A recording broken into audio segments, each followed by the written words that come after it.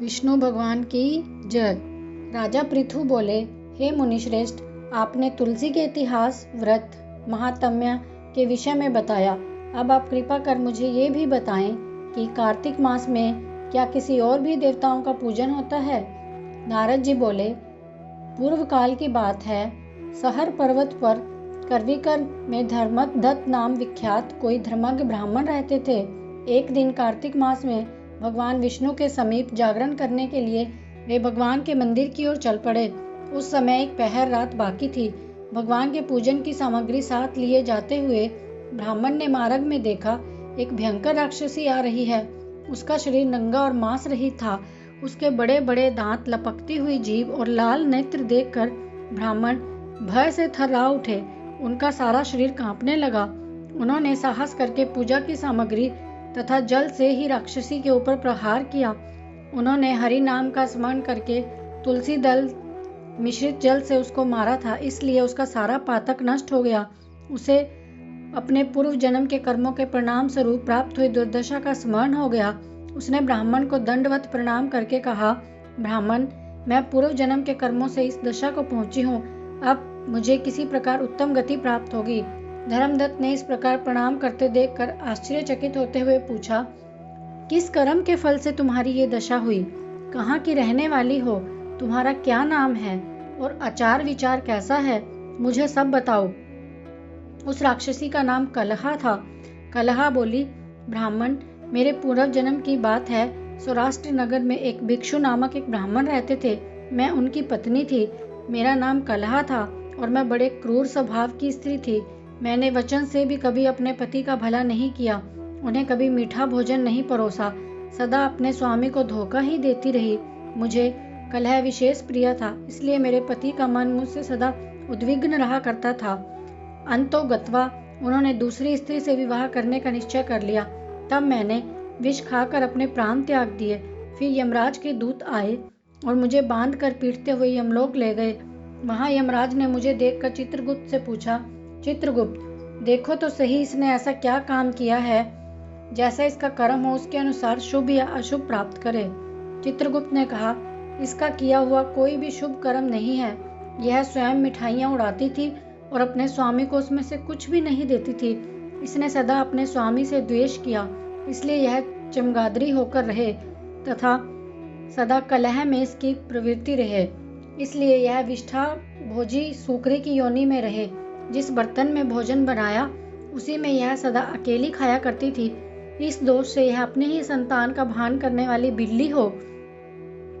इसने अपने पति को निमित्त बनाकर आत्मघात किया है, इसलिए यह अत्यंत निंदनीय स्त्री प्रेत के शरीर में भी कुछ काल तक अकेली ही रहे। इसे यमदूतों द्वारा निर्जल प्रदेश में भेज देना चाहिए। वहां दीर्घ काल तक यह प्रेत के शरीर में निवास करे। इसके बाद यह पापिनी शेष 3 योनियों का भी उपभोग करेगी।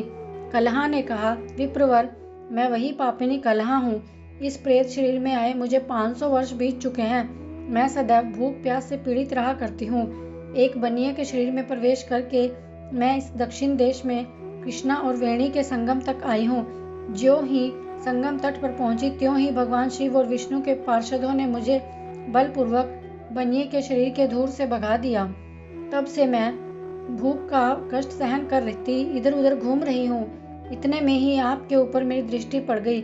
आपके हाथ में तुलसी मिश्रित जल का संसर्ग पाकर मेरे सब पाप नष्ट हो गए। द्विजश्रेष्ठ, अब आप ही कोई उपाय कीजिए। बताइए, मेरे इस शरीर और भविष्य में होने वाली भयंकर 3 योनियों से मैं किस प्रकार मुक्त होंगी।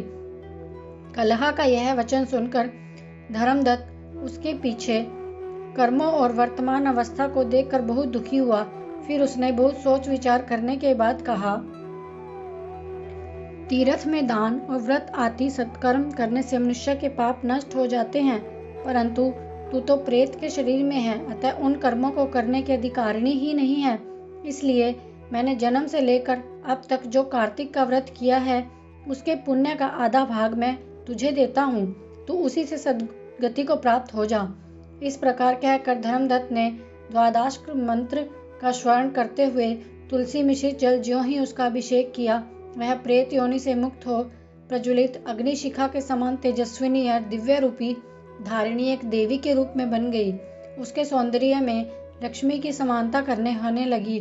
तदंतर उसने भूमि पर दंडवत की भांति गिरकर ब्राह्मण देवता को प्रणाम किया और गदगद वाणी में कहा, आपके प्रसाद से आज मैं इस नरक से छूट गई हूँ।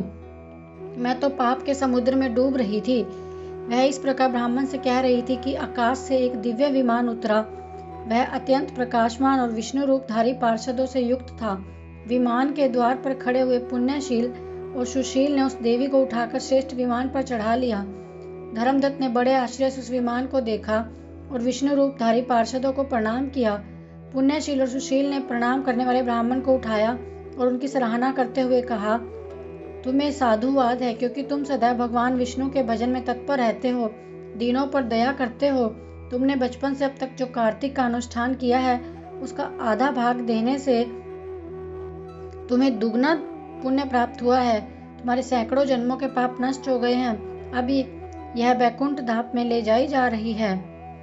तुम भी इस जन्म के अंत में अपनी दोनों स्त्रियों के साथ भगवान विष्णु के वैकुंठ धाम में जाओगे और मुक्ति प्राप्त करोगे। धर्मदत्त, जिन्होंने तुम्हारे समान भक्ति पूर्वक भगवान विष्णु की आराधना की है, वे धन्य और कृतकृत्य हैं। इस संसार में उन्हीं का जन्म सफल है। भली भांति आराधना करने पर भगवान विष्णु देहधारी प्राणियों को क्या नहीं देते। उन्होंने ही उतानपाद के पुत्र को पूर्व काल में ध्रुव पद पर स्थापित किया था। उनके नामों का स्मरण करने से समस्त जीव सद्गति को प्राप्त होते हैं। पूर्ण काल में ग्रहग्रस्त गजराज उन्हीं के नामों का स्मरण करने से मुक्त हुआ था। तुमने जन्म से लेकर जो भगवान विष्णु को संतुष्ट करने वाले कार्तिक मास का अनुष्ठान किया है, उससे बढ़कर ना कोई यज्ञ है न दान। हे विप्रवर, तुम धन्य हो क्योंकि तुमने जगत गुरु भगवान विष्णु को प्रसन्न करने वाले कार्तिक व्रत किया है, जिसके आधे भाग के फल को पाकर यह स्त्री हमारे साथ भगवान लोक को जा रही है। बोलो विष्णु भगवान की जय।